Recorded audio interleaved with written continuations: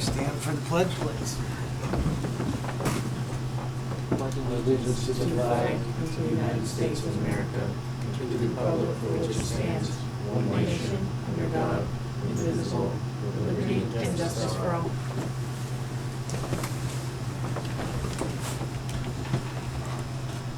Okay, first up is the warrant. I have the general fund warrant dated July 15th, 2022, in the amount of $27,179.56. Pretty much normal stuff. I see nothing under there.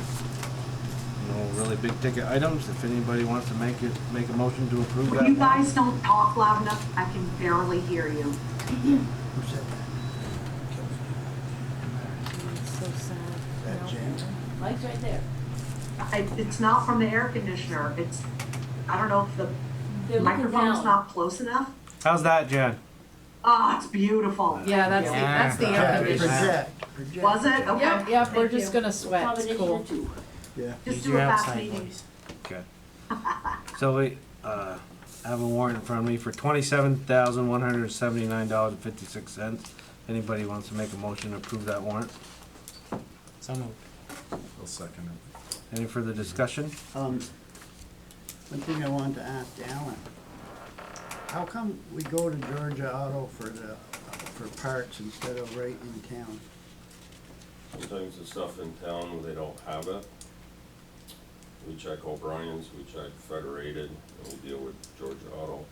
We deal with Codas and Swanton also. Depends on who has the part. So is it a specific part you're looking for when you go there, or just? It's usually whatever we need to fix the vehicle or the piece of equipment. A lot of times they'll deliver it to us for free. Okay. I'm good. Good. Okay. All in favor? Aye. Aye. Aye. Okay, Brian, you have the payroll. I got payroll. Yep. First one is payroll dated July 8th. The amount of $25,033.87. And then the other one is July 15th. Amount of $24,480.75. None of these have any agency checks. These are just straight payroll, and everything looks pretty good. Make a motion that we accept motion to pay these two payrolls. Second. Any further discussion? All in favor? Aye. Okay, Brendan has the other miscellaneous warrants. So I've got the infrastructure development warrant, July 18th, 2022, in the amount of $13,880.43. Bulk of it going to DEW. The rest of it is related to such things as the water issue we're still experiencing and hope to have rectified soon, and a couple other small charges. So I have one question unrelated to the warrant. We've got the invoice here from Chevalier to run the water sample, and then I've got a test result back that say it passed for coliform and E. coli. Are we just waiting for the other battery of new well testing, like the table 11A and all that? Yeah. It can take up to 2 weeks, especially for the lead testing. So I'll make a motion and we approve that one. Second. Okay, any further discussion? Hearing none, all in favor? Aye. Alright. Industrial park warrant looks normal. It's all the 3 normal Green Mountain Power invoices for the sewage pump, which is by and far the largest, sign, and then the sign light and the road lights. So it's industrial park warrant, July 18th, 2022, a whopping $683.74. Make a motion we approve. Second. Any further discussion? All in favor? Aye. Okay, stormwater utility warrant, Aldrich and Elliott related to, I want to say it was Gracebrook, I want to just make sure. Yeah, Gracebrook stormwater treatment design, that was $920. And then we use Spectrum Marketing, which I think is based out of New Hampshire, to send our invoices out to folks. So it will not, I don't think it's coming with your tax bills this year. It's coming directly to your mailbox from this third party to help us keep things smooth and efficient. So it's a stormwater utility warrant, July 18th, 2022, $3,395.58. Make a motion we approve. I'll second that. Any further discussion? All in favor? Aye. Okay, and we've got some invoices for the Stonehouse account. We've got a larger one to Vermont Engraving, and then we've got one to the St. Albans Firefighters Association, and we have 3 bands here. Anna, are you on with us? Yeah, There she is. Can you hear us, Anna? I think she's frozen. Oh, yeah. Oh, there you go. There she is. Let's try. Can you Yeah. hear us? Anna, Oh, she probably. It does look frozen. I think she looks like she's sleeping. Staying perfect. That's She's not okay. moving at all. No, Everybody it's sits frozen. there. So It's very still. we had decided at one point like that we were gonna try to independently track all of these or anything that moved through the Stonehouse account. And Carrie had said that Anna set up a sub account within that checkbook for record keeping purposes. So I just wanted Anna to be able to explain that. But, so and then She's moving. trying to getting there. Oh, She's coming along. Time travel. Anna, try turning your video off. That might help.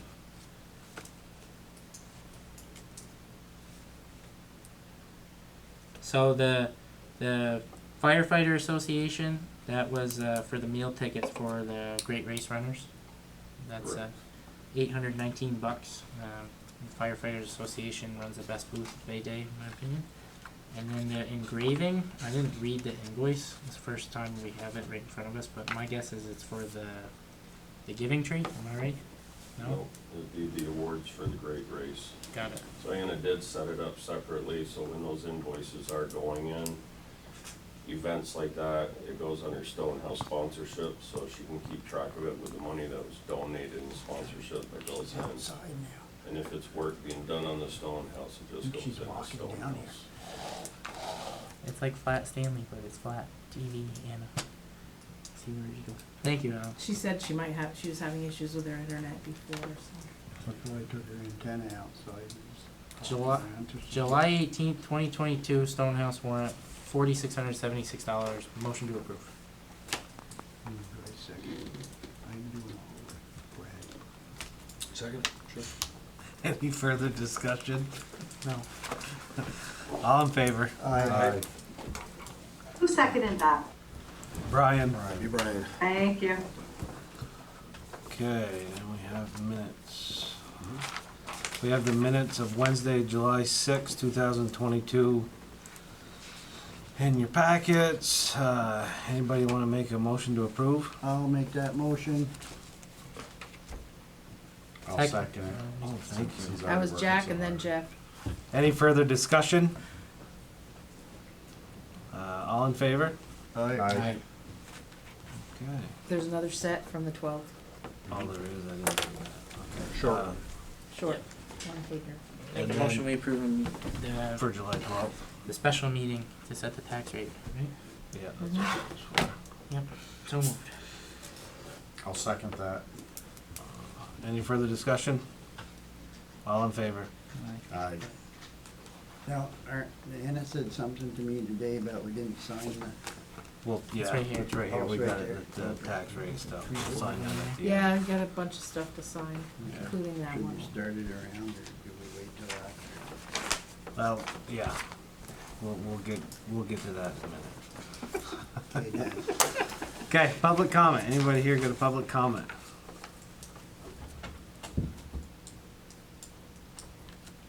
Okay, We should have probably done this first, but can I ask that you add a village designation to the agenda so that we can review this revised map, make sure you're good with it? okay, can somebody make that motion, I'll please? make that motion. Thank you. Second. Any further discussion? All in favor? Aye. Perfect. Okay. What we added in Town manager, Oh, no, it's number 7. oh, this, We have a special guest here to answer questions. I don't wanna oh, let them go home without any. We're gonna talk about our local mitigation plan approval.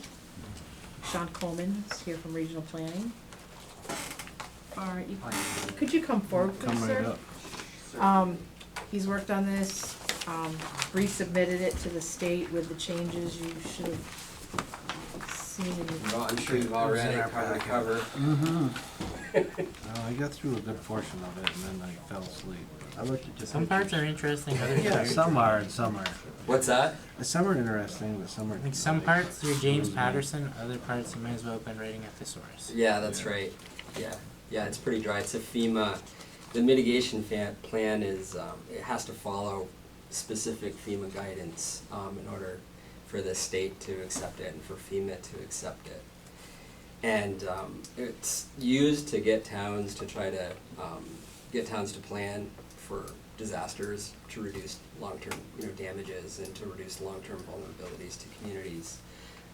Following Irene, the Hurricane Irene, and up here we had the lake flood in 2011, the state came up with the Emergency Relief Assistance Fund Act, and in an attempt to try to incentivize communities. So if a community were to adopt a local emergency management plan, a hazard mitigation plan, be a member of the National Flood Insurance Program and have adopted roads, codes, and standards, then they're eligible for a reduced local match following a presidential declaration. So usually, like say the lake flood, town has $1 million worth of damages. Without those four things, the town would be, and it's a presidential declaration, the town would be on the hook for 25% of the damages, and FEMA would cover the 75% of public assistance. With those four things in place, your match is cut in half. So it's, could be significant cost savings. And it's whether or not the town's either directly, like if it's the presidential declaration, seldom just covers one town. It's usually like a county, like the Halloween storm covered multiple towns. The lake flood covered everything up and down Lake Champlain. So it's having these four things in place. The mitigation plan is probably the hardest thing to get done because you have to follow the FEMA requirements. And so Carrie and I, Alan and Bob Cross, and I think Corey maybe at the beginning, we've been working on this plan this year to try to get it done. We identified some projects within the plan as a requirement that as FEMA requires, you got to identify some mitigation actions. You don't have to do them, right away. There's no harm, no foul. It's just that you're taking the steps to identify the vulnerabilities in the community. Also, what the plan will do is it will make the town eligible for mitigation grants. And the state right now has millions of dollars for mitigation projects. So it can be for replacing bridges, upsizing culverts, doing home buyouts, flood-proofing public property, raise property, elevate property. You could do, planning. There's lots of different projects they have. There's the flood mitigation assistance program, which is specific to buyouts. There's a thing called the building resistant communities. They call it the BRIC program. That's for like $200,000 type projects, $300,000 type projects and above. If you want to replace a bridge or upsize a bridge. And there's also, I think the governor used, some of the ARPA funds that the state received and used a portion of that for mitigation projects and priorities that the state had. Is that what's going on up on the interstate? It could be. Digging stormwater ponds in the median? Oh, yeah, it could be. It might be. I'm not familiar with it. I'd have to ask Bethany. She'd probably know. Or Jim Coda would know. I don't know. That's what it looks like, just digging deep holes and lining them with stone, where all the culverts are. Doing 3 behind my farm, so. Yeah, I remember when it slumped. Remember when the interstate slumped during the Lake Champlain flooding, during that spring flooding in 2011, between here and Georgia. I can remember I think it was here in Georgia, right? Well, it was down below the bridge in Georgia. Down below the bridge, right. Put a little box culvert there or something, didn't they? Yeah. A couple of years ago. Yeah, they did, yeah. So that, there's quite a bit of money. There is a local match, 25% match, but, and the state does have, they hired an engineering firm that the town could use to do, you have to do this thing called a cost benefit analysis. It's like a specific program. Kind of have to be an engineer to run it. They hired a consultant to help municipalities do that piece, because oftentimes that's where the applications fail, is trying to do that cost benefit analysis piece of the mitigation grants. So this plan is good for 5 years, and so they want to, in another 5 years it'll be due up. They're pretty simple to update. I just did a couple updates for a couple towns in the region. It's the initial plan writing that's, as you can tell, 65, 66 pages, whatever it is. This is the first one we had? Correct. Yeah. Yeah, ERAF came out, I think, in 2014, when ERAF came out to really give that extra carrot to get towns to do the work. And, the funny thing was that the state used to give the full 25% match prior to Irene, and then they thought, well, we were the only state in the country that they would cover that 25% match for a presidential declaration, that 25% local match. So they wanted to try to get towns to be more proactive, and they came up with ERAF to do that. So that's kind of the long and short of it. You guys have any questions on the plan? The final step was they had actually a specific resolution that we had to use. Last page maybe? Was it last page? It's A the second back of the after first that. page. It's actually Back of the first back page. of the first page, behind the cover. We had to submit it. You have to, you write the draft plan, you go through the whole process. You fill out the 6-page FEMA checklist of all the elements of the plan that you're supposed to meet. You submit it to the state, and FEMA, they review it and tell you where the shortfalls are. You have to correct them, and you submit it back. So we've done all that, and we're finally at the finish line. So the adoption is the last piece. If this board decides to adopt it, then we take the signed adoption, and you have to then we submit it to FEMA, we email it to FEMA, and then you'll get a letter in a couple weeks saying that you're good to go for 5 years. But if something were to occur tonight, for a windstorm, whatever, flooding, whatever, like a presidential declaration, you'd be covered under ERAF now, because we've gone through all these steps. So How long of a process was this for everyone? when we start, January? You called me in November. This cycle we started in January. We started before when they were in the midst of changing personnel and it got lost for years. Yeah, it went down. Yeah. So this. Yeah, it was somewhere. Yeah, we lost it somewhere along the way, and so we decided let's just do it. Yep, do it this way. And all the requirements since then, all the requirements had changed anyway, so it had to be revamped anyway. So if you was to take this, would it look like every other town's? I used the format that I know works. The content is, for Franklin County, what is it? Flooding, ice storms, severe thunderstorms, right? That's pretty much those are the top 3 disasters that happen in Franklin County. So that kind of part of the plan is pretty consistent from town to town. I had to hone in on specific data for St. Albans, just looking at the climate data, the National Weather Service, past damages that the state had, FEMA, just talking to local. I'm from St. Albans, so talk to my dad about what happened in the past, and people that I knew in the community. So St. Albans to me was pretty easy to do because I know the area fairly well. But yeah, they're pretty consistent. That the actual structure is because you have to follow that FEMA, the FEMA guidance anyway. Just like a template, and you filled it out. Yeah, no, we had to come up with a template, and it's the one that I've been using. So following the Halloween storm, we had 8 towns that were hit in the county that didn't have a mitigation plan. So I think Highgate's was just finished, so I took Highgate's plan. It got approved, and then I did the other 7 really quick and got those in. And I think 6 of the 8 got approved, I think. And then they waived the match for the Halloween storm. They reduced it. I think it was the the Biden administration reduced it to 10% local match because of COVID. So like I don't remember what the time frame was.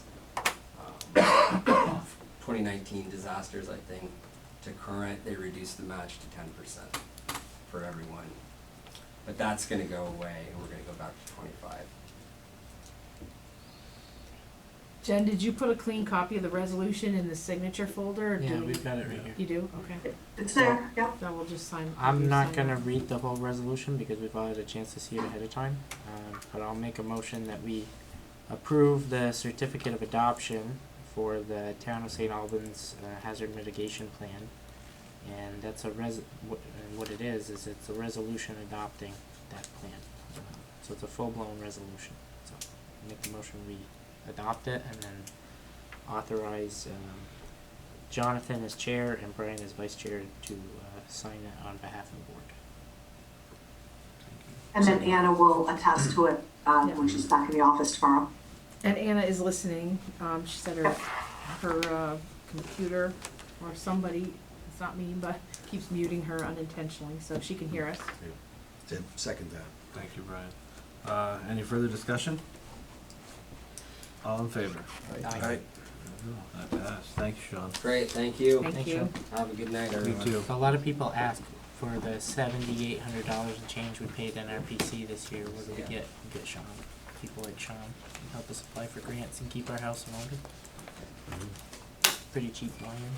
Carrie, have we got any grants through this? I don't think we have. I wrote that down as well. What Oh, the okay. fund he was talking about. Yeah. I don't think we have any Okay. pending right now. But 25% match is a good match. Perfect. Town manager's report. Perfect. So, Maddie, our project manager, is on the call. You should have received the budget, updated budget today on Town Hall. The most relevant piece of update we have is that we are still awaiting a water test result. So we have no new update on that part of the project yet. Right. You wanna go over So- the budget part, Maddie? Sure. Yeah, so like Carrie alluded to, there hasn't been a ton of work outside of working towards the water solution. But there was some good news today, and that's that the radius at the main entrance did ship today. And DEW is planning to mobilize next week to complete that installation and finish up some other punch list items. So the budget that you received in your packet and the pay application from DEW reflects a 99% completion. The current payment to DEW this month is $60,279.79, and the balance to finish is $239,606.57. And the vast majority of that is retainage, which is being held to the very end of the project, which is common practice. The remaining owner contingency is $67,077. And again, like I said, last period, we're still waiting for this water solution to get resolved before moving on to some of the final owner cost items, such as the roadside sign and the AV system. Some of the contingency or the costs that were assigned to the contingency in this month were legal fees, storage for the vault rack storage system, which we're having to hold until we can actually move in, and then costs related to the water work with Chevalier and also Fitzgerald Environmental. And that's all I have this month. It's kind of been a little bit quiet outside of working on the water. So, anyone have any questions? Yeah, you've been calling the lab looking for updates on that test, or? No, Maddie hasn't been doing that. Emily has been. Okay. I'm just surprised because I did one dropped it last Monday, the same exact test, and got it back today. I was confused. Where's it going, Endime? Yeah. Valerie was calling them today to follow up on it. Sometimes stuff like that happens, you call them and then, oh yeah, here it is. We paid the rush fee, so it was supposed to be a Yeah. 7-day turnaround, and tomorrow will be 2. Should get a refund. Right. That never Really. works, you know.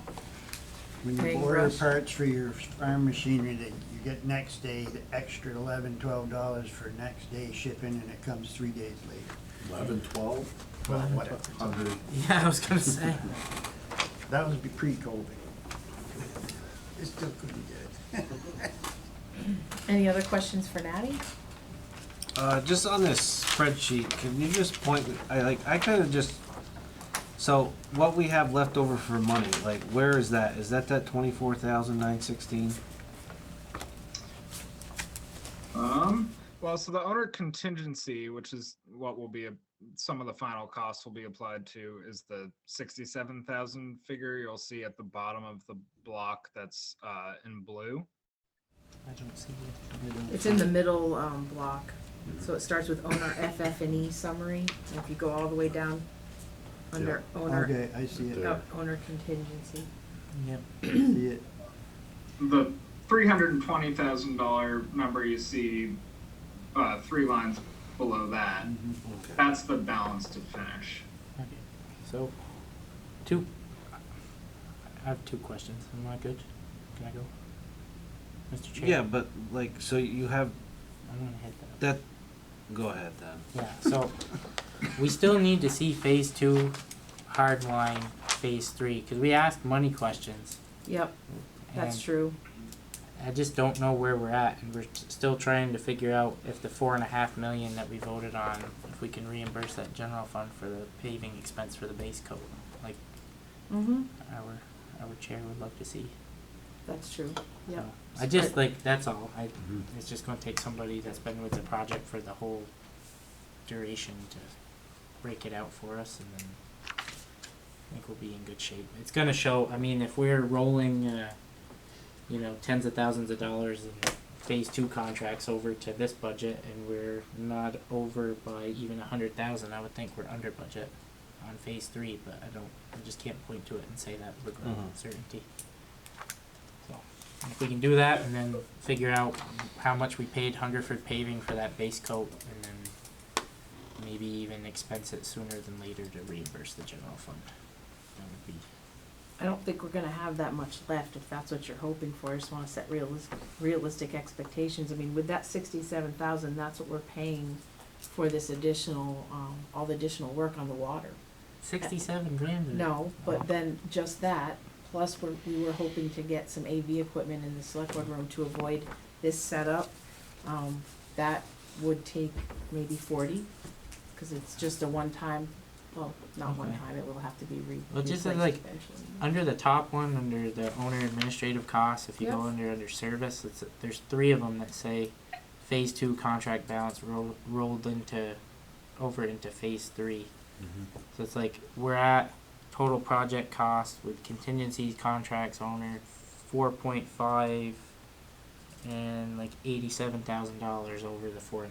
So I just don't know if like all those contract balances are that 87,000. Okay, well, I don't know like where to point to it and say yes, on that $4.5 million you voted on, we are at this. If we were under on this, or just a breakdown would be cool. Okay. Carrie, maybe that's something that we can work on together. yeah, that'd be great, cause I mean, I think what you asked for was to show phase 1, 2, and 3 with the voter Right. approved questions, and the related budget. I just, we can't hear you if that's you, Anna. Really choppy, Anna. It's just choppy. Okay. That's all I have. But phase 1, 2, and 3 with what was approved for each phase, and then what moved forward. And the plan for the water, like if the results come in good tomorrow, Mhm. is Natty and DEW gonna deal with the line extension to the new well, or are we gonna handle that in-house maybe with Natty's help? We're splitting it. The stuff that's inside the building is DEW. The items outside the building is Emily, myself, Patty. Cool. DPW if needed, but we're trying to hire it so the same person can do maybe directional boring and open cut, if there's a variety of that's gonna happen. And we have a lot of stuff just holding right now. Yeah. Okay. That's all I've got. Okay. Thank you.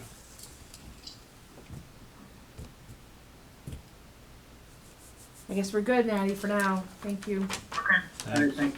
Thanks, Natty. Next is our bylaw update. There was some questions at the last meeting about some of the additions to the bylaws. Megan is going to listen. She didn't intend to make any statements, but she's here if we need her for questions. She warned us that she does have her kids in the background, so just a warning, you could get some unedited versions of the two young adults in the Sherlin family. We'll stick with Emily right now. 'Cause So it sounded like there were a lot of questions last week. I wasn't able to be here.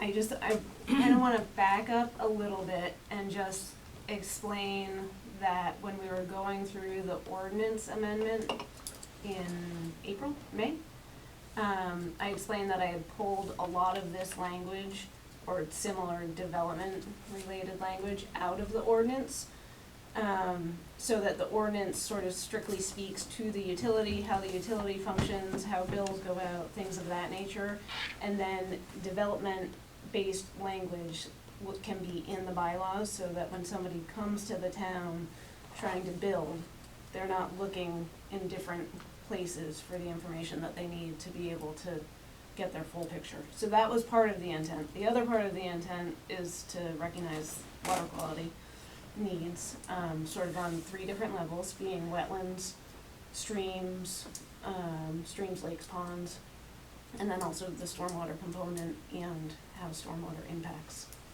our overall water quality. And so I broke it out into those 3 categories. It sounded like there were a lot of questions regarding the wetland language that I had in there. And to that, I would say the mapping, language about the mapping was brought up, and I'm totally fine if we wanna remove that piece of it from the wetlands. I think it's important to keep a wetland component in there, just so that developing in wetlands does have to go through a review process, because the state does not prohibit development in wetlands. That's the whole point of a wetland permit. Our town hall is case in point of that. I mean, they do allow development, but the point is to be able to review what a proposal is actually presenting.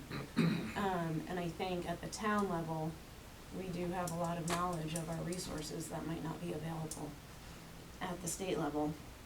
And so I think it's important for us to be able to look at those standard, or at those designs as they come in. But I would say mapping is definitely an issue, and I had originally talked to Megan, this is months ago, about how we would deal with the mapping, and I had proposed doing a map with hydric soils, which can often be it's like one basis of the indicators, and then also overlay like existing wetlands and also the advisory layer. And it would not be conclusive by any means, but I think it could at least be a tool to residents to sort of guide them, like, oh, I'm looking at this parcel and it is lit up in green on this map. We might need to look into this further. But if you want to remove that language from there, I think that's fine. It's something that I would still use on my review side of things, so that if a plan did come in, that's sort of the first place I look as I open up the mapping. Our mapping in St. Albans Town isn't great. I know that the state does have an RFQ out right now to increase the mapping, but I don't know that it included Franklin County. So we might not really benefit from the RFQ that's out there. So if you want that removed, that language removed, I'm totally fine with that. I think the other thing that really needs clarification in the wetland piece is that I don't think it's clear where the buffers are being applied, and I only intended it for it to be applied to class 1, class 2 wetlands. At this time, we don't have any class 1 wetlands in St. Albans Town, but that could change. We don't know. There aren't many in the state. So I would only want the buffer language to be attributed to the class 2 wetlands, and that matches what the state regulates also. So I would be completely in agreement on those. In terms of the stream protection standards, there was some confusion at the last meeting. We were going back and forth in the planning commission meetings when we were working on this draft. And we ended up, the state language has a buffer 50 feet from top of bank, but that's really hard for us to measure from the office. You really physically have to be there in the field. We can download layer files that show center line of stream, and so I proposed it to do 100 feet based off center line.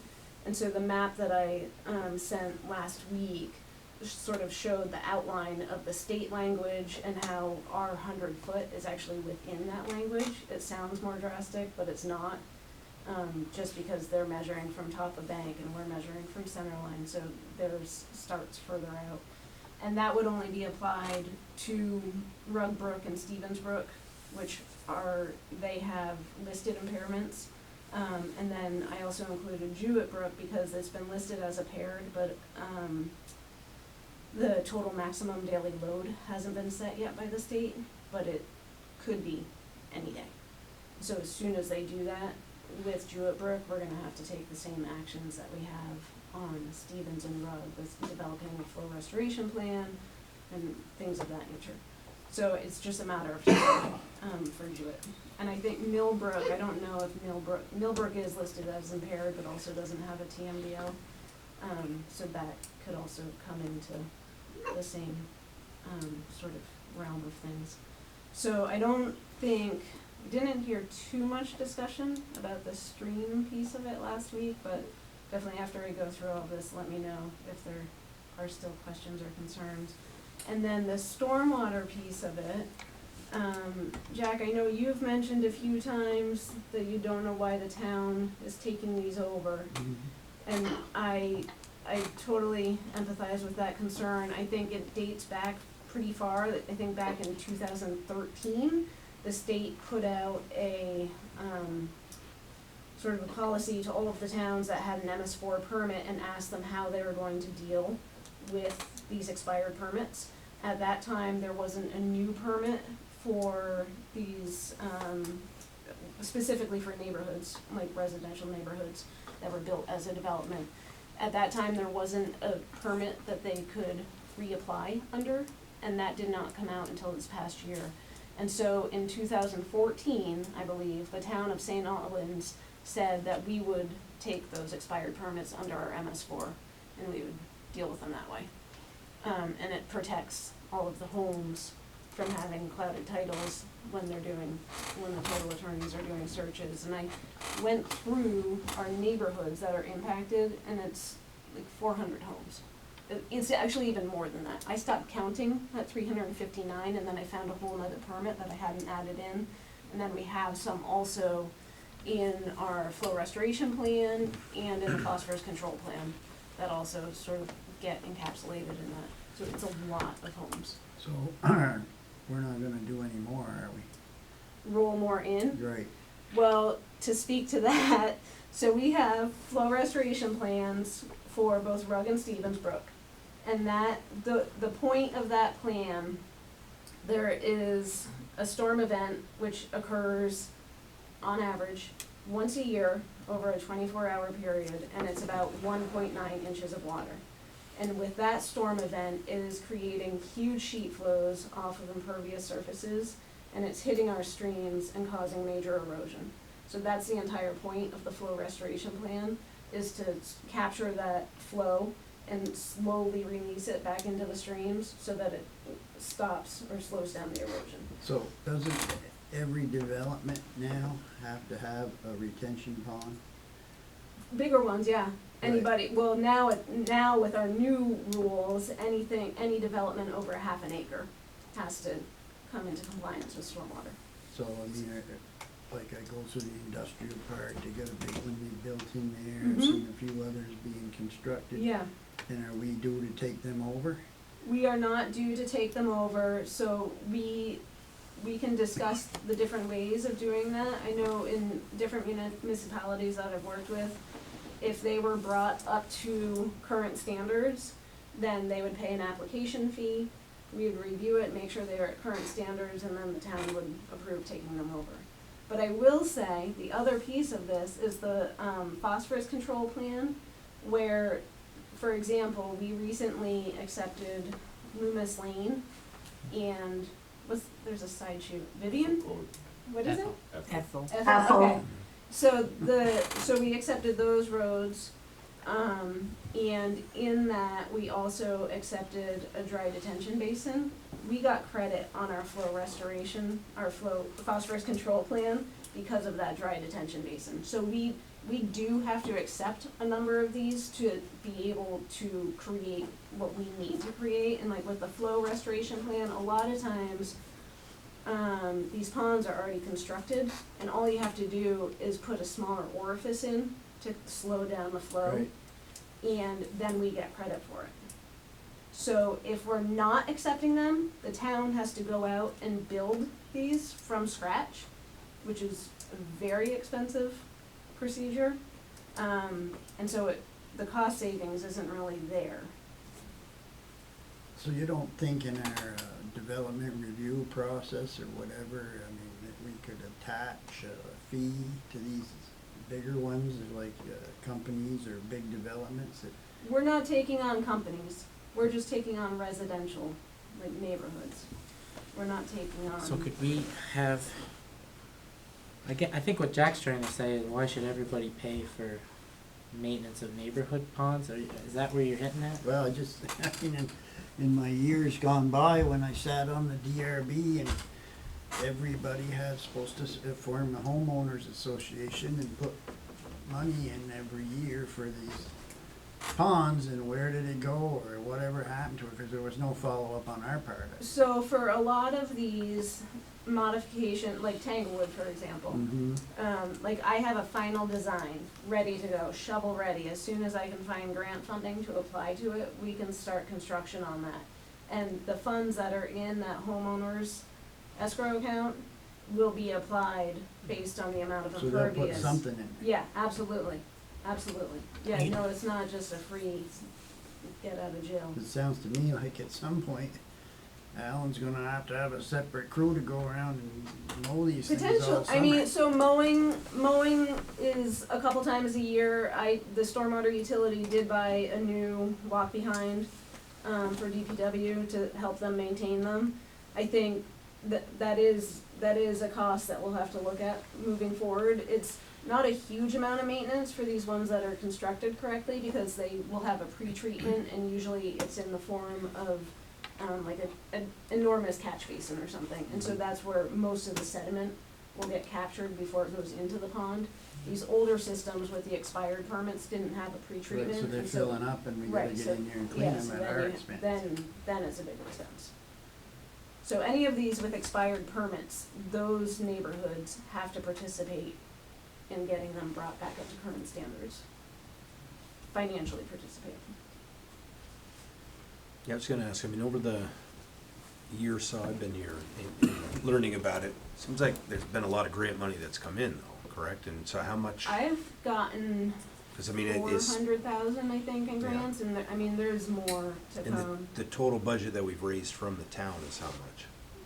500 and change. So almost Yeah, match yeah, it. there's a lot of Supposed to funding be, of it, and Yeah. I mean, Well, there's. that's what I mean, it's just the point, And- because it sounds like we've gotten a lot of money into the work you've done too. And that was even before all of the ARPA funding started getting released into water quality. Yeah, so I think Jack's point is a good one, like, why should everyone else pay for it? But if we're getting a lot of grant money, it's a lot of people from We're getting around a the lot of state grant and the money. country that are doing it, so, And keep yeah. in mind, it's like over 400 homes that Mhm. all have multiple residents for the Yeah. most part Yeah. living in. I mean, It's a it's a huge good, percentage. good percentage of And our eventually, population yeah. is But at some impacted. point, that's gonna dry up, this money, and then we're gonna be on our own. Well, hopefully, I mean, so the flow restoration plan is supposed to be implemented by 2032. Phosphorus control plan is 2036, and so the state sort of pushed all of them to 2036. So in 14 years, we have to invest a huge amount of money to get all of these back up to standard and meet our targets. Now, what about, I mean, are we gonna work with the city on any of this stuff? Because, We already we have got- some joint projects with the city. I mean, they're putting a lot of, when we come to phosphorus, they're putting a lot of it down here. 2,400 pounds a year, I think. That's what they're allocated, but they're not using their full allocation. Okay. 'Cause the plant's not at capacity yet. Well, the plant just got a major upgrade also, that, We did 2250 last year. What they put in.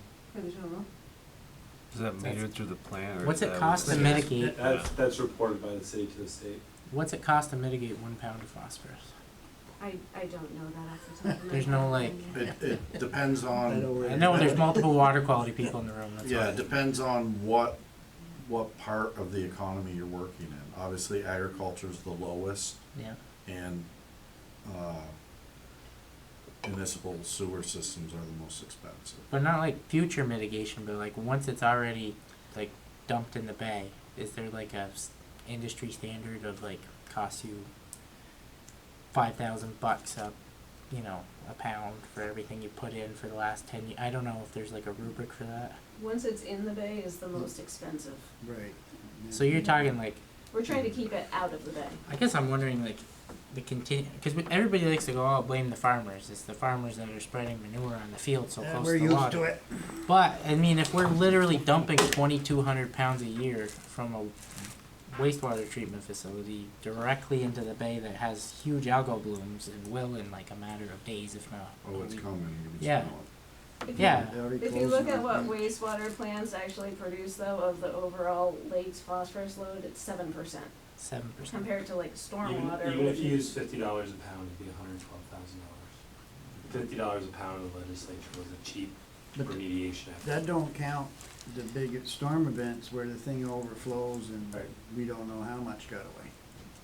Right, cause I they're guess my- saying their permit says 2,200 or any of these, Right, that's for what's Burlington. treated. So like, not to get totally off topic, but the point of the utility as it's created was to lessen the impact of all of this enormous amount of money we're gonna have to spend in the next 14 years on homeowners and place it on the state.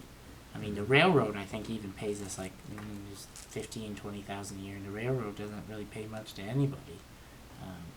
Then you've got, hospitals and other nonprofits in the school district, which I get, the school district is all taxpayer money too, but they're paying in. So at what point do you not like find the different, like, we can quantify like 2,200, what was it, 2,250 you said? Something like that. 250. At what point do you not assign a fee to that and bill it? And then like maybe say that it goes into a segregated fund to use on bay water quality efforts only. I don't know, like, at what point do we get to the point where that's something we know continuously happen? It's already permitted, so we probably can't go back, it's probably grandfathered, but just makes me like, But today's conversation is about the bylaws, Yeah. so. Yeah. Fair We'll enough. get that Thank later, you. we'll work on that we later. need to- That's not something that, I mean, I'm just saying. Yeah, I we were get on it, the but- topic and like how often Yeah. do we get to get down this rabbit hole? So I know. I was gonna ask you mentioned some of the, and I'm not a water quality person, I mentioned that last time too, but you mentioned you'd be okay with that language coming out? Would it be better to have it in your opinion, or to take it out in your opinion? The 2 pieces in the wetland, I'm Yeah. fine with it coming out. That's not neither here nor there. I think the buffer language needs to get clarified either way, because I was not intending for class 3 wetlands to have a buffer, and when I read through it again, I think the way it's worded, that needs reworking. And then the mapping, it's totally, I don't have a dog in the hunt either way. I think it's a tool that people can use as long as they understand that it's not gospel by any means, like, Yeah. you I might. heard you say that the 100 foot you can do from looking at, like, I got a Right. Google Earth up here or whatever, you Right. can do it that way, but if you're doing top of bank, it's It's a near lot harder, impossible. yeah, like a lot of especially with meandering.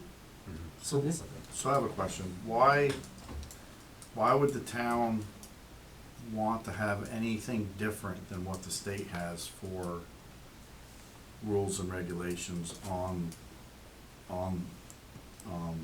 water quality related I think my issue is that in the ag world, we run into a bunch of different organizations that have a bunch of slightly different ways of looking at things, and it just adds confusion to, an already confusing situation. So why would we in our bylaws wanna say anything different than what the state is going to say? Like, is what the state says enough? Or do, Because so the one place that it's still different is in the riparian, or in the stream buffer language. so the 100-foot is, while it, to me, it sounds simpler, it is not simpler. Cause you still have to identify what the midline of the stream is. But that's just pulled off of the GIS layers. Yep, and so what about, you say it's less restrictive, but what if the stream is only 25 foot wide? Not So, even. huh? Not even. Or not even, and now we got 100 foot on each side of that center line, which would put you at a greater buffer than what the state says from top of bank. It's only applied to those two That or three, Yeah, the 100-foot is only applied to the impaired streams. which we probably want.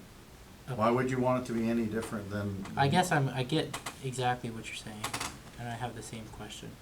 So- I guess personally, I don't really want development on the stream banks of our impaired streams, and if it gives the town an opportunity to look at plans that are proposing development on our impaired streams, I think we need to take that opportunity. And that's your opinion? Yeah, I mean, so with our MS4 permit, we are required to add language to both bylaws and ordinance to protect our water. Okay. So, in order to, And you're saying by doing center of stream with a GIS layer, you can do that here a lot easier than I can do going- it here, I can generate a map so that if a developer comes in with a plan set, I can pull up the map and be like, oh, that's gonna be an issue, or that's not gonna be an issue, as opposed to me going out in the field Can we pulling put a tape. bylaw in that says whenever the state is less restrictive than ours, that the state takes prevalence over ours? I don't know how that intermixes with our permit requirements with the state. Well, if we're trying to get the buffers to align, like I can get where she says, I don't wanna go out to the field every time someone comes in front of the DRB on one of these impaired watersheds, and I wanna use GIS, and this is the way I found to use GIS. But also, like, I agree with you, and let's not make it more restrictive. So maybe in the, I'm not so much concerned about more or less restrictive as I am clarity across the different municipalities or governmental agencies that the individual is gonna have to deal with. Say good consistency. Just everybody consistency would be- across. I don't know if you'll ever get that. I know, Well, we aren't, if we make changes, if you change it to a different thing, then we've created an inconsistency. can you on GIS measure how wide a stream is? It depends on when the mapping was done. If mapping's done with leaf off, you have more visibility than, it's just what satellite we have available. You could get pretty good stream banks off of LiDAR imagery, generally, not everywhere, but it's very precise. with So the any few times change that in you couldn't, you elevation. could go to the field then maybe? I'm saying, I just, the 100 foot from the center line is, it could mess up some projects. And I'm not a developer, but I just, it's a change from what the state already has set, which is somewhat restrictive in and of itself. And I'm just talking about consistency, I'm not talking about whether something's better or worse. No, I get, you see, now you've got me worried about not wanting to be more restrictive. We're Okay, getting- just one more question We're on digging 100 it feet. deeper, we're digging a whole retention pond right here itself. Yeah, There's not right. gonna be any drainage. Just on the 100 feet, again, I'm learning about this. If something came up and it was, say, 95 feet, does that mean it's, you can't do it at all, or does that mean We just we gotta review look it. at it now? We just review it. Right, okay. I'm just trying to get. It's not a Yeah. definite no, it's just, Gives us a chance to say, okay, here's a practice that we'd like to, And there are exemptions built into that language, like agriculture is an allowed Mhm. use, as long as you're not building a barn right on the site. It's strictly for development. I had to move my cat barn off of Rug Brook because it was 20 feet from the stream. Huh. How old was it? I don't know, 5, 6 years. It was a greenhouse. And then the Farm Service or NRCS were going to build me a cement box to put the manure in.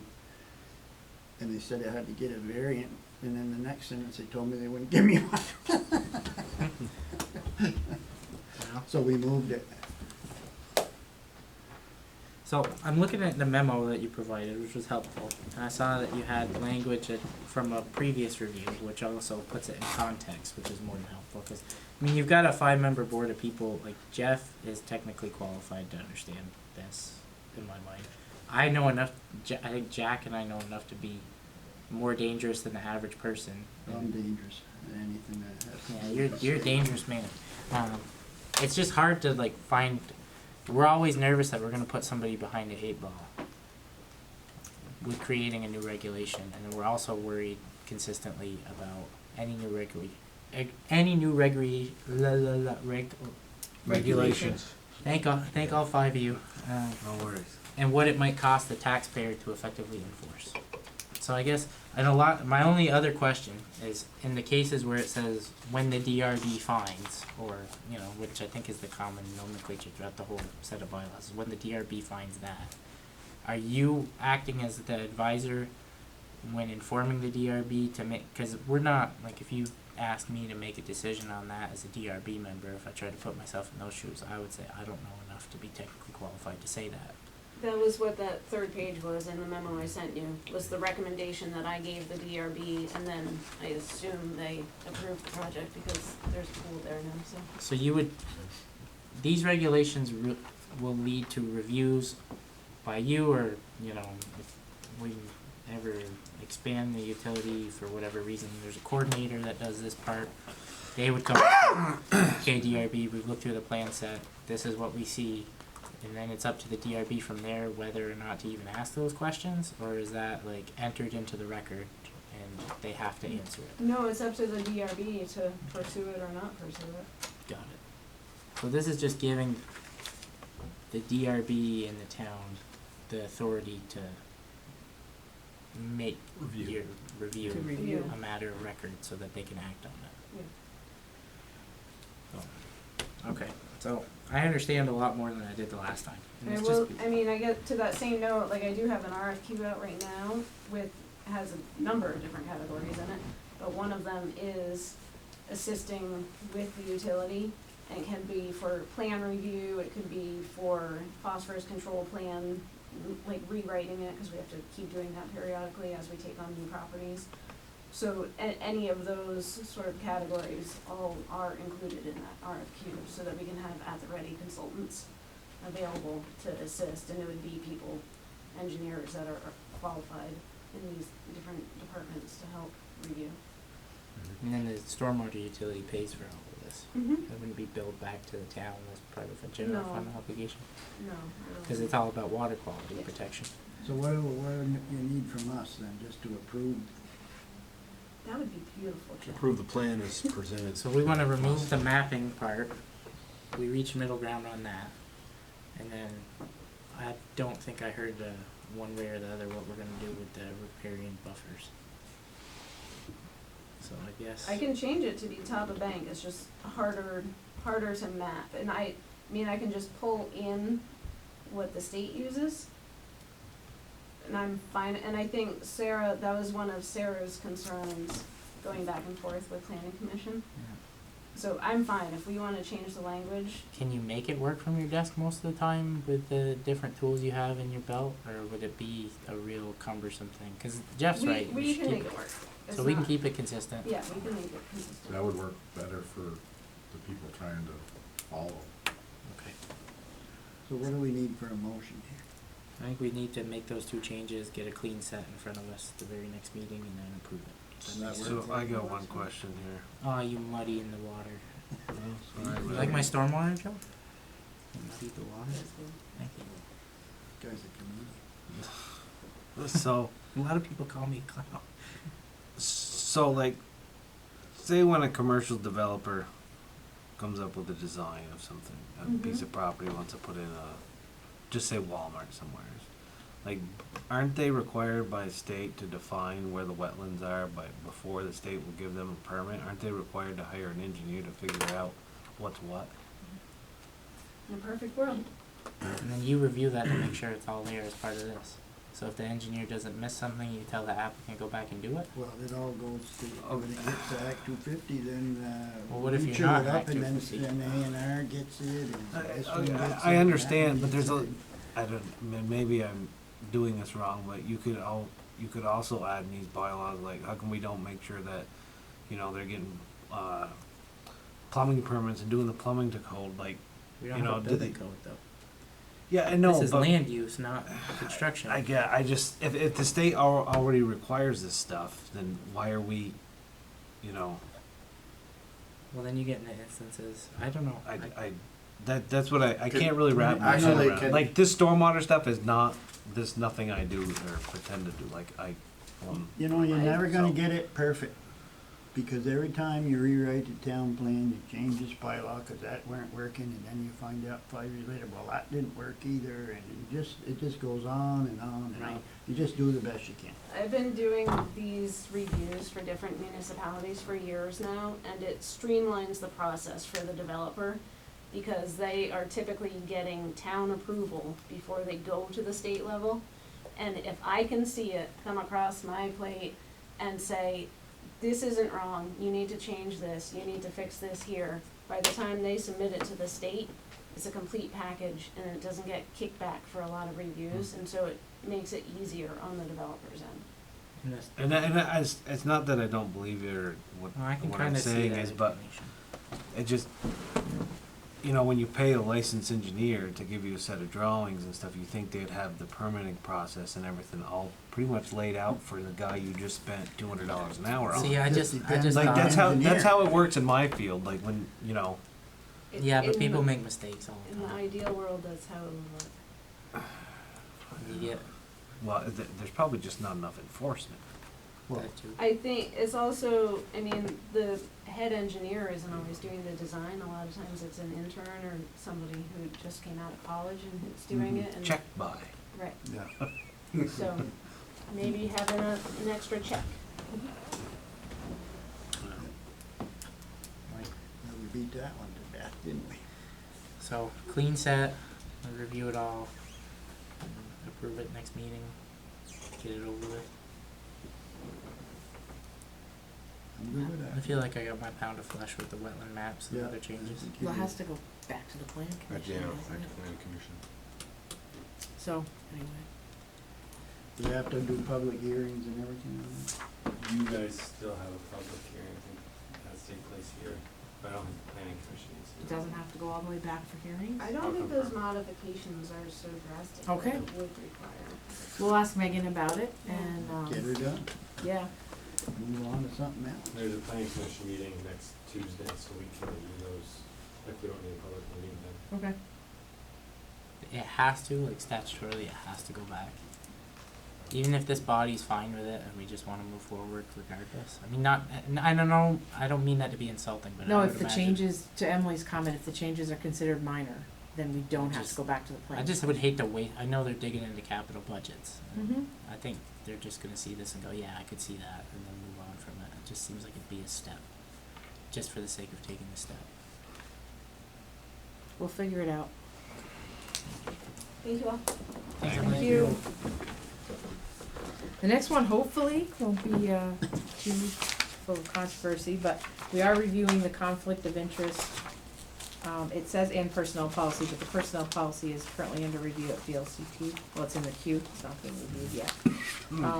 What you have in front of you is the template that Jen borrowed from VLCT with the one change we could, well, there's 3 changes that we found in our current one that didn't appear in this template, and it's been added. Do you know what those 3 changes are? Well, we did, actually, I don't think it in front of you, it had to do with, Oh, I think they need to employees, see it. frankly, and so it's highlighted there, Yep. that we added that bullet, we could leave it out, we could add it in, everything else was substantially the same as our previous conflict of interest policy.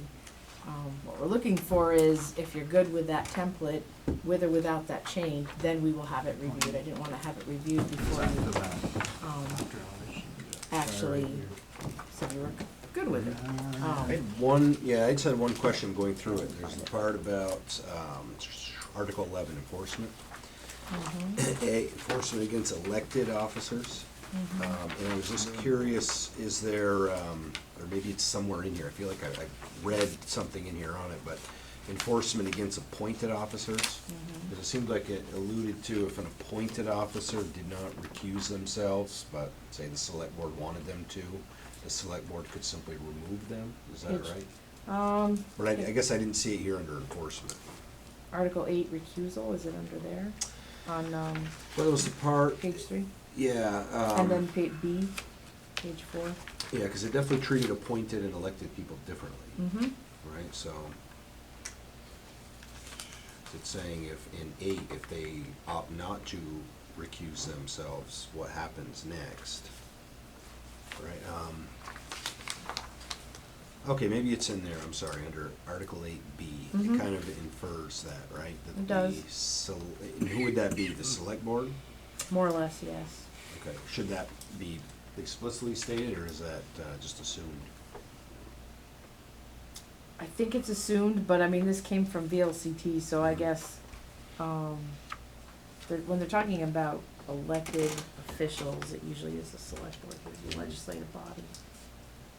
I don't have authority over elected officials, so it's you or I. That was my only question, otherwise everything else to me seemed pretty good. Should we wait to approve this until we have the personnel policy back and make sure they both jive? Because if we approve this, the previously approved one is both together. You have a bunch of. Guess it This makes. conflict of interest policy is geared towards elected and appointed officials and committees. It's not for employees. Yeah, The no, conf- that wasn't what he was asking. He was asking if we approve this now, do we null and void our other Yeah, the other policy? Or create conflicts. Or create conflict, cause we have 2 of them, cause the current one has it included. Right. I think that's what your question is. Yeah, just if something, like if we get an issue in the next 2 weeks that comes up out of the blue, like say something happens, I don't even know what could happen to invoke this, but I don't see a conflict, but I don't know. I'm just like, would hate to make a sticky no, we're not, I'm situation. not asking you to approve it. I'm asking you if this is okay, we're guidance. gonna have VLCT approve it, and they're gonna approve those things in Yeah, tandem. yeah, I think it's fine. So I'm not asking you to approve it tonight, I'm just asking if Gotcha. this change, this separate policy is okay, then we're gonna actually have them review it. I think I just read the red pen a little too literal. I guess Yeah, my, sorry. yeah, my only thing's on that 8B, if it should say, if it should expressly say select board or not. That's all. Okay. I that's like, fine, that's I like it being explicitly stated, Mhm. and it's not up for debate. Right? Everything should be like, Yeah, because it almost seems like maybe it's, could the other members of that board remove them? well, the select board approves rules of procedure every year. No, that's govern what just I'm us. saying, just to make sure there's no, make sure there's, what was the word we were using? Well, no Consistency. ambiguity, but Yeah. Yeah, do we have to like also have them review the select board rules of procedure to make sure that we aren't conflicting anything with that document and this one, if this one also applies to us? Or should we just be approving There's this one every year? And then maybe, I don't know. This one should be approved every year, the select board rules of procedures, I mean, we can, It's different, yeah, it's different, and I don't Well, see this that probably in need to be conflict with this. redone every year if, or only At least done if reviewed it's every year. reviewed. Did our rules of procedure have issues for like conflicts in it at all, or is it just mention the conflict of interest policy that I governs think it it? just mentions its logistics about it. I haven't read it since March. Yeah. Okay, I thought it was in the back of this the looks good enough to package, me to so. go to the LCT. Yeah, I think so. And so with that highlighted section, or do you wanna delete it, which basically says, public officer recognizes they'll be exposed to confidential personnel and other information. As a public officer, it's an essential part of the public officer's job that they maintain the confidentiality of this information, both during their time on the board and blah, blah, blah thereafter. Yeah, that should Leave it. stay. I didn't think it was harmful to leave it in, so Yeah. they might mix the whole thing, but I don't know. Why'd they highlight it, did they We highlighted it because that was one bullet that was not in their model policy. Everything else was in their model. Even if they Like don't she like added it, I'd leave even it. though wasn't in I know, unless they tell us it, Unless it exposes the town to some unnecessary say? It liability. might be just like statutory that, Yeah. you know, if you're a select board member, that Yep. you automatically earn that must gift. maintain confidentiality. So, All right, so I'll leave that in there. That was the real question, and we'll send it on to them and you'll see it again. This stuff never goes away, does it? It doesn't, sorry.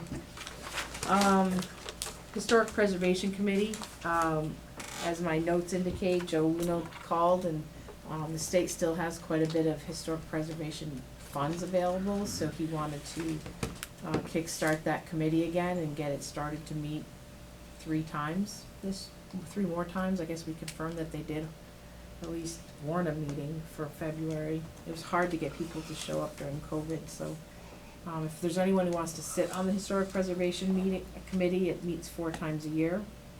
We will have Jack. somebody help us with minutes. You got And that board yet? I'm too busy. and we're gonna do it virtually, so a lot of the Really? meetings are gonna be done virtually. Joe's gonna work on that. I can't see that virtual stuff. No. yeah, me neither. No, I'd be in person. You can do it in person too, but You can come to my anyway, house, so we can do it from he's my gonna house. reach out to the people that were previously on the committee and get something started for maybe as early as next month. They had members, right? Was that We the- did, but we Bruce didn't have a Cheeseman was ton of on them. too? Or was that No, for the he's in the state, state. state level? We had No, like no, 4. he's on the downtown board. Joe Joe's on Uno's it. on, what? Joe's on that. Yeah, Joe's on state historic preservation. He's on this one too. So you've got He is. a city resident who's running to be a rep for just an area just in the city, offering to help the town because he likes historic preservation and he volunteers a lot at the museum. Right. Isn't Joe running for against McCarthy? Yeah, I'm just gonna And say, then like, doesn't he do up on our end of town? I was gonna make a comment and I bit my tongue about how Mike was supposed to help us with stuff as a representative Mike part who? of the town. We're getting more action already from the guy that could replace him. I don't know. Never been to my house. My rat. Anyway, there's no action, just letting you know that you'll see that in the minutes, I mean, in the meeting schedules coming up. Cool. We'll see if we can get something done. If there's money out there, that's great. Yeah, we have, Let's really get all we can get. Well, Joe was one of the main reasons we got a grant for state historic preservation. I think that was even pre-COVID for $20,000 to redo the cupola on the stone house. Yeah, I was gonna ask you how much of that could apply to the stone house. Is that a possibility or? Oh, yeah. grant Could be the funds? I don't future know. use of this building. most of it, yeah. Could be a That's what I supported was app. thinking. Could be a supported co-application with the city in support of something like, say, at the museum. You know, there's Yep. And we can ask Mr. Bruno to start it earlier. All right, so that's cool, no motion needed. The next one, you're just getting copied on the repaving project the state's doing. They When's try that to, starting? Not till, not for a bit, but they try to give people a heads up, cause it does interrupt traffic and people get kinda aggravated about that, but.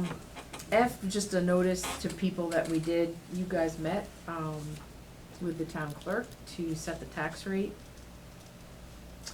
FY '23 tax rate, people should be getting those bills in the mail. already got mine. Yeah, me too. I beat it right down here this morning. Yeah. Thank you. Full Um, of mistakes. whoa. And correct me if I'm wrong, Carrie, but overall, people should see a decrease in their tax bill this year? Well, mine went up. Way up. Well, it's all the additions you did. No additions. Just, You sold the cows, so you can use the land yourself. It It's did more go down valuable. overall, correct? With the education Yeah, part, the- so. You Yeah. sold all your That's cows, so wonderful. you can use the land yourself for recreation purposes, so it's more well, valuable. I'd just like the town guy to get it right for once. Probably was right in his mind. I Yeah. think in his mind it was.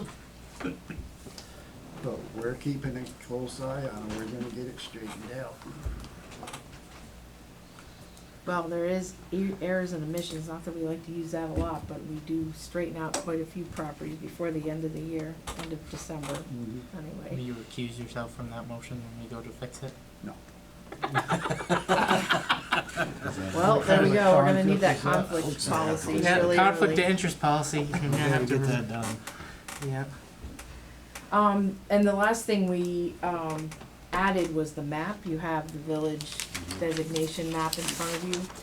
There's a little bit of, paperwork that we have to send along with it, but, we have to, they warn their meetings about 14 days before the actual meeting, so we're trying to get in for August, so the first week of August. The only thing we really did change was Emily from the regional planning had mapped or labeled the Bartamy Trucking, what I call former Bartamy Trucking buildings, as bait shop, and it was not a bait shop.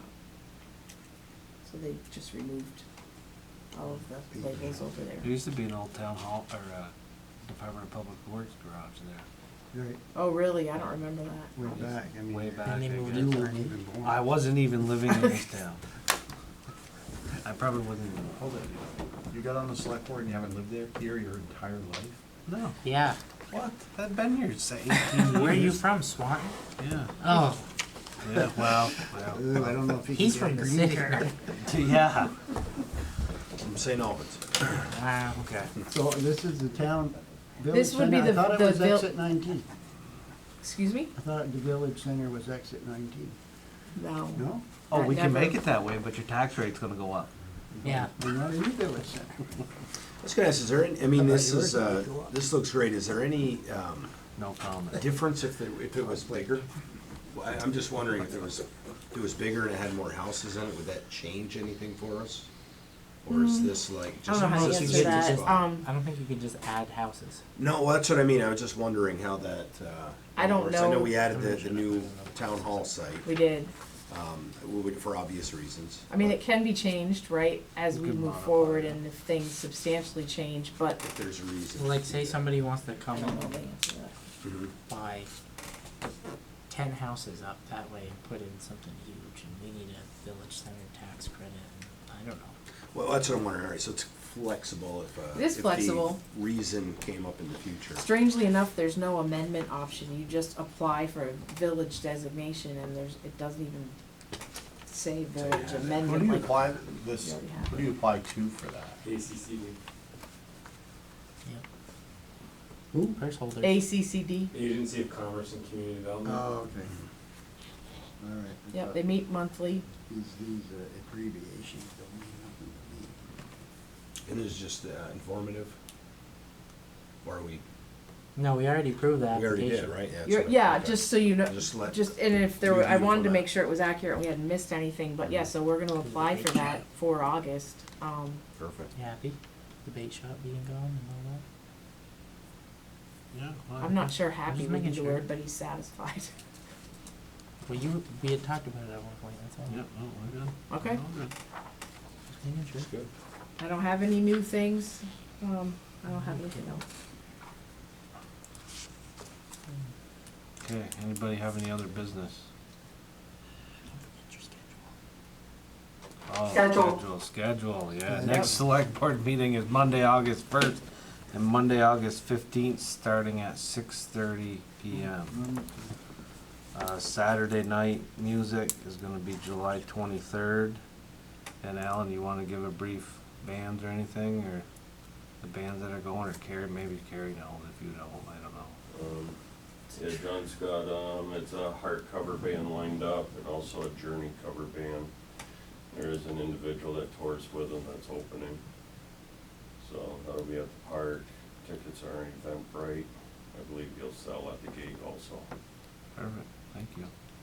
How you coming on your culvert town? All the culverts are in that needed to be for paving. Now we're just working ahead.